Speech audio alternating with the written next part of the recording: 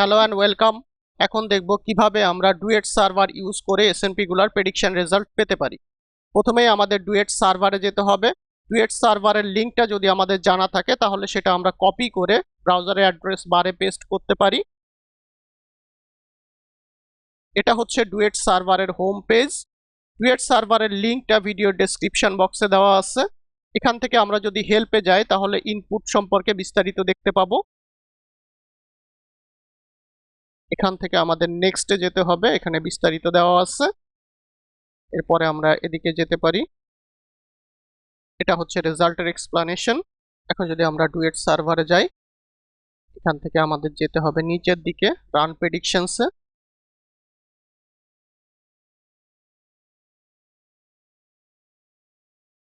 এখানে আমরা দুইভাবে আমাদের ওয়াইল্ড টাইপ স্ট্রাকচারটা দিতে পারি।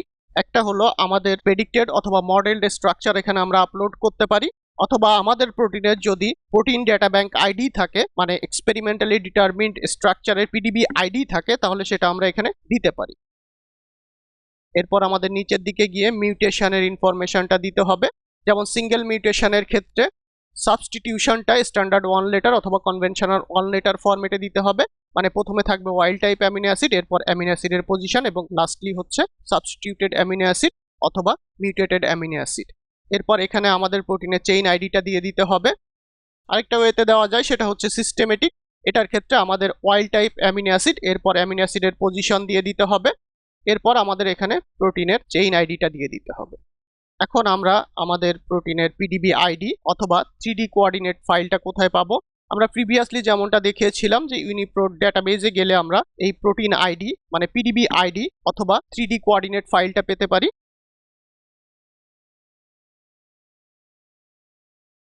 সো ইউনিপ্রোটে আমরা ক্লিক করব। এখানে আমরা আমাদের জিনের সিম্বলটা দিব।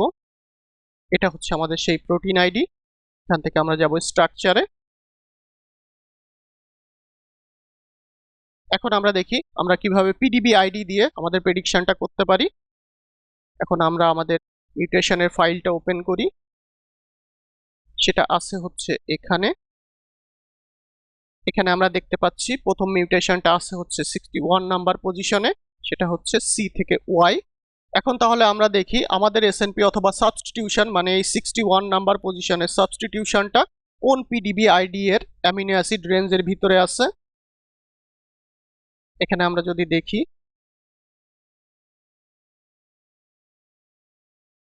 এখানে আমরা দেখতে পাচ্ছি এখানে যে পিডিবি আইডিটা আছে এটা হচ্ছে 2QDJ। এটার অ্যামিনো অ্যাসিড পজিশন হচ্ছে 52 থেকে 355। 61 যে আমাদের সাবস্টিটিউশনটা আছে সেটা এই রেঞ্জের ভিতরে আছে। সুতরাং এটা আমরা কপি করতে পারি। এরপরে আমরা এখানে সার্ভারে যাব।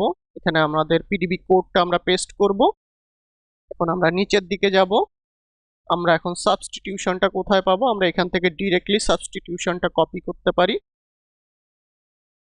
এরপর এখানে পেস্ট করব। আমাদের মিউটেশনের চেইন আইডি হচ্ছে এ, এটা আমরা এখানে দেখতে পাবো, এটা হচ্ছে এ। এখন আমরা সাবমিটে ক্লিক করব। আমাদের প্রেডিকশনটা কমপ্লিট হয়ে গিয়েছে। এই ডুয়েট সার্ভার থেকে আমরা তিনটা টুলের প্রেডিকশন রেজাল্ট পাবো। একটা হচ্ছে MCSM, আরেকটা হচ্ছে SDM, এবং আরেকটা হচ্ছে ডুয়েট। আমরা তিনটা রেজাল্টই এখানে রাখবো। নামটা আমরা কপি করতে পারি। এখানে আমরা এই কলামে এই নামটা পেস্ট করি। এর পরেরটা হচ্ছে SDM,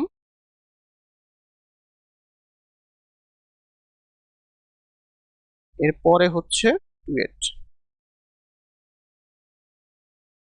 এখান থেকে আমাদের প্রেডিকশন হচ্ছে MCSM এর ক্ষেত্রে ডিস্টেবিলাইজিং, এটা আমরা কপি করলাম, এখানে পেস্ট করব। এর পরেরটার ক্ষেত্রেও ডিস্টেবিলাইজিং, এটাও আমরা এখানে পেস্ট করি। ডুয়েটের ক্ষেত্রে প্রেডিকশনটাও হচ্ছে ডিস্টেবিলাইজিং, সো এটাকে আমরা কপি করব এবং এখানে পেস্ট করব। এখন যদি আমরা পরবর্তী সাবস্টিটিউশনটা দেখি, সেটা আছে 99 নাম্বার পজিশনে। তাহলে এখান থেকে আমরা ব্যাকে যাই। এখন সাবস্টিটিউশনটা আমরা কপি করে নিয়ে আসি, এখানে পেস্ট করি, এরপর সাবমিট। আমাদের প্রেডিকশনটা কমপ্লিট হয়ে গিয়েছে। এখানে আমরা দেখতে পাচ্ছি তিনটার ক্ষেত্রে ডিস্টেবিলাইজিং এসেছে। সো এটা ডিস্টেবিলাইজিং, এটাও ডিস্টেবিলাইজিং, এটাও ডিস্টেবিলাইজিং। এখন কন্ট্রোল এস দিয়ে এটা আমরা সেভ করি। এখন আমরা দেখি আরেকটা ওয়েতে আমরা কিভাবে প্রেডিকশনটা করতে পারি। দুইটা ওয়েতেই আসলে সিঙ্গেল ম্যানুয়াল সাবমিশন করতে হবে।